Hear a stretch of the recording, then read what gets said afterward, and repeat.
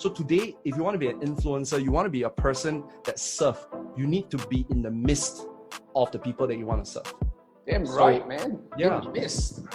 Damn right. That is some good stuff there. So let's talk a little bit about tactics. Well, selling online versus selling in person, huge difference. Speaking online, speaking in person, huge difference. Yep. How tactically, right? Yeah. Tactically, what kind of changes do you have to make? And what do you think? Because there's a huge diff, man. 9,000 people, you feel their energy, people laugh, people respond. Now you got 3 lights on. You're talking right into the camera. Some of them are muted, and you have to like lighten your energy up as if like you got 9,000, but there's nobody there. You're like talking to yourself. Exactly. And some people are not used to that. So, what are some things that you tell yourself, tell people? But let's just admit it, it's never going to be the same thing. Like after delivering a big speech, like my largest was 10K, and then recently we did a Zoom webinar. We have about 9K. Numbers seem similar, but the difference is huge. Because you see, ultimately we're human beings. We crave affection. We crave interaction. That would never change. And that's also the reason why, all of us here, we're going to always have a job. Because no matter how amazing robots are, we are human beings, right? So we still want to be close to someone. We want that relationship. So anyway, side note. Okay, huge difference. I would say that there are a few things that you need to change. I think number one is if you ever want to do a Zoom presentation, you need to be even clearer about who are you trying to speak to.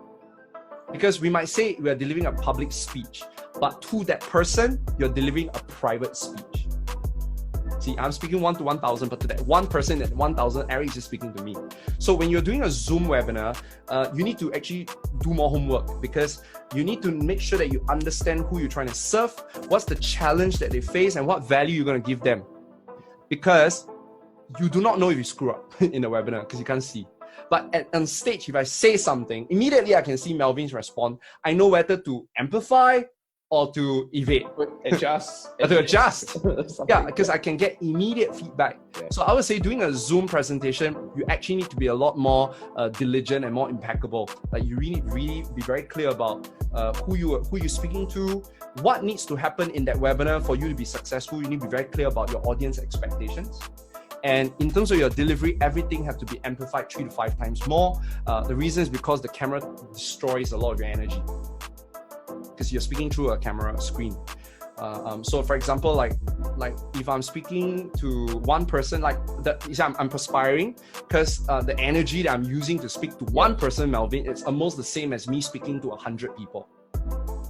Because energy gets reduced the minute I go through all these wires and camera screens. So that is more technical. I don't think it's that you can't do much. The other thing you also need to understand is people get bored very easily. So yes, that's the thing, because there are a lot of things that you can do live in person. Props. You can do a gazillion different things. So very easy. Just make sure that every 1 or 2 minutes, involve your audience, right? Get them to write something down, get them to raise their hand using the buttons, get them to ask you a question. So that's what you can do, right? Maybe on an extreme level, probably every 3 to 5 minutes, okay? You make sure you involve them. But every 20 minutes, you need to change the state of your communication. So if let's say in 20 minutes that you're listening to me right now, you're using your ears, in the next 20 minutes, I need to make sure I have a visual stimulation for you. Or I need to tell you a story that engages you emotionally. Or I need to give you a puzzle or problem to solve that engage your intellectual. So you play around with the different states, because anything that is predictable becomes boring. So that's what I do when I design my Zoom call. Most of my Zoom call never go more than 90 minutes. But in that 90 minutes, I keep switching states every 20 minutes. Yes, and then within the 20 minutes, I will involve them all the time. It forces people really to step their game up, because they can get away with. Do you see? There's some people who can get away with being entertaining, being charismatic. They have all that charm live in person. Over coffee, they don't have to prepare. Just go there and say, just talk out. Just like.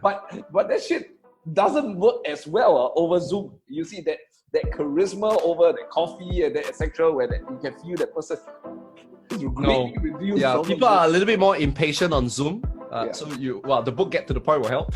So you really need to get to the point fast, and that's also the reason why you basically see if I run a full day program, if I screw up, right, I only screw up for 90 minutes because we always take 90, after 90 minutes, you take a 30-minute break. So during the break time, you realize you screw up, the next 90 minutes you can adjust.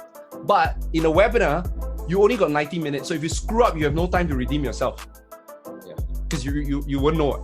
Right, so that's the reason why the preparation comes in very handy. We have to ask the right questions. Like sometimes your clients will want you to cover many topics, but it's not doable because there's no point overloading people with information because results doesn't come from learning. Results come from implementation. So there's no point giving them too much knowledge because they can always get their knowledge somewhere else. It's more important that we give them an action to take. And we need to reaffirm why the action works and give them lots of examples. And then they go and do it and they get results, they get motivated, they'll come back for your webinar too.